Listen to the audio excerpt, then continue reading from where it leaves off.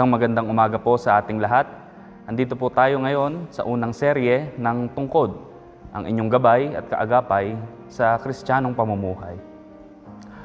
Sapagkat tayong mga Katoliko ay sumasangguni sa mga halimbawa ng mga santo na itinalaga ng ating simbahan, maaari nating sabihin na sila, ang mga santo, ay nagsisilbing tungkod natin para makalakad tayo ng maayos sa landas ng kaligtasan.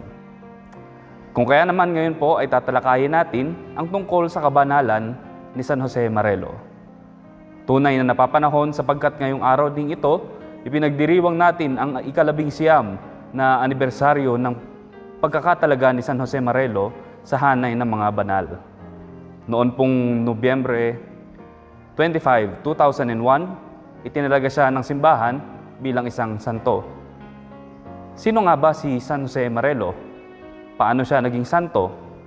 At ano ang maaari nating matutunan sa kanyang halimbawa ng kabanalan?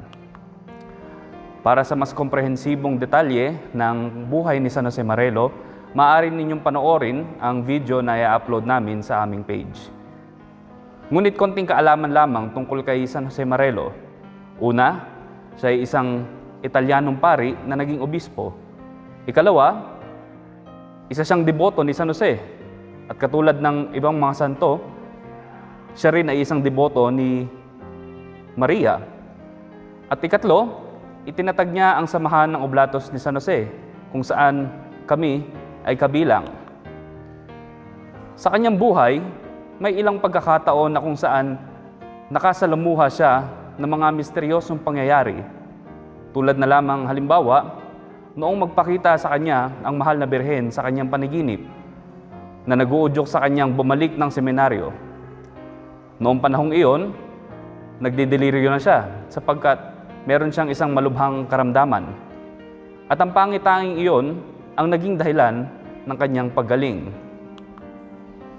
Ngunit hindi naman punong-puno ng misteryo ang buhay ni San Jose Marelo. Sa katunayan, ang kabanalan ni San Jose Marelo ay mababanaag sa kanyang kasimplehan o sa kanyang pagiging ordinaryo.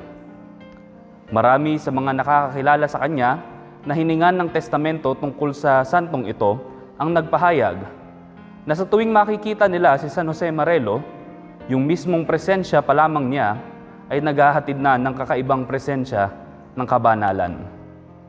Ultimo salita niya, sa kilos niya, na tila wala naman talagang kahanga-hanga o kagimbal-gimbal kung tutuusin, ay nababanaag na kaagad sa kanya ang isang tunay na kabanalan.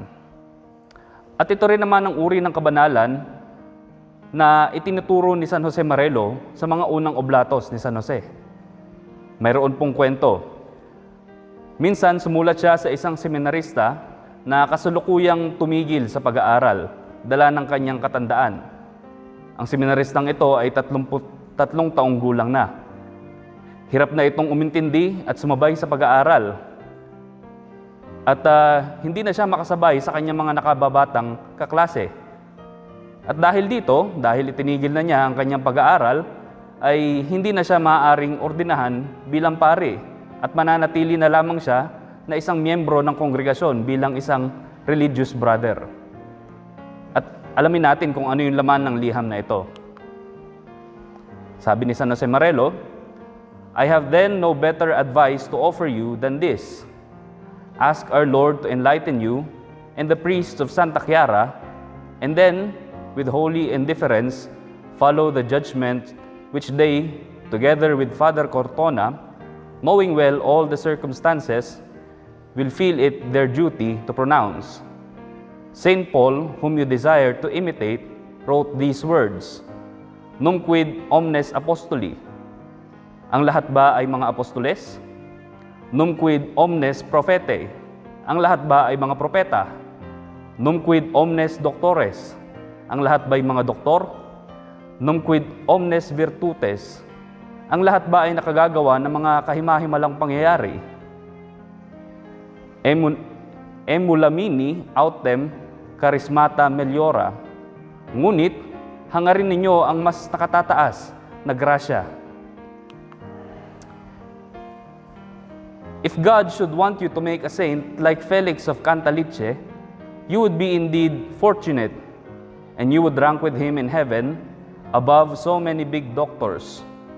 The divine goodness did not leave you without those gifts that go into the making of a good religious and an active member in the congregation of Saint Joseph.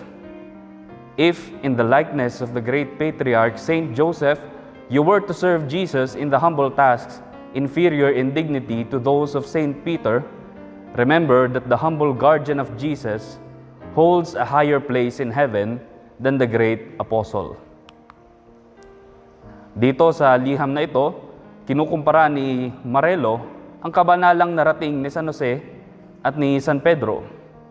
Si San Pedro, alam naman natin, ay isang apostol, teologo, at ang unang pinuno ng simbahang Katolika. Ang katauhan niya ay sumisimbolo sa mga kaparian o ang pagiging isang pari.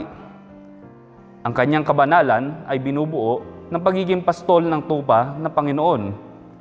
Ngunit ito namang kabanalang ito ang hindi na maaaring marating ng seminarista na kanyang sinusulatan. Sa kabilang banda, si San Jose ay isang simpleng karpintero. Hindi siya isang pariseyo o misyonerong katulad ng mga apostol.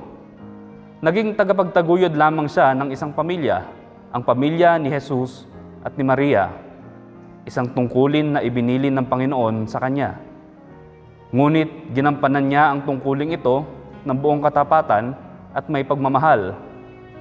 Dahil dito, sa antas ng kabanalan, sinasabi ni San Jose Marelo, mas mataas ang katayuan ni San Jose sa langit kaysa kay San Pedro. Para bagang sinasabi ni Marelo, huwag mong hanapin ang kabanalan na malayo sa iyong katotohanan.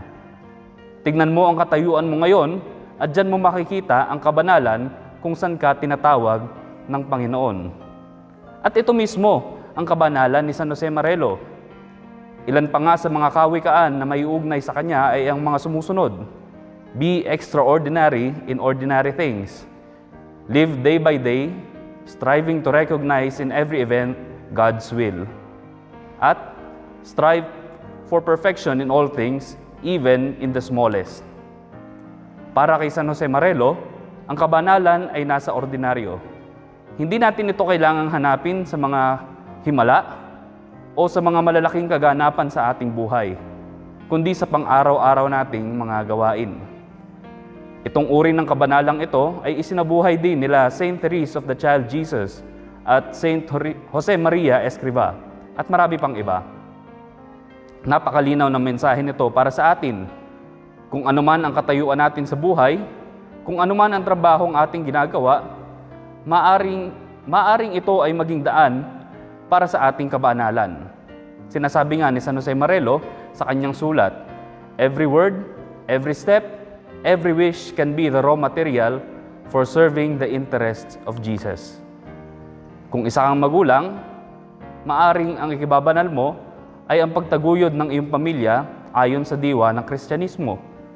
Kung ikaw naman ay isang guro, maaaring ang ikababanal mo ay nasa pagtiyatyaga sa mga estudyanteng pasaway at hirap matuto.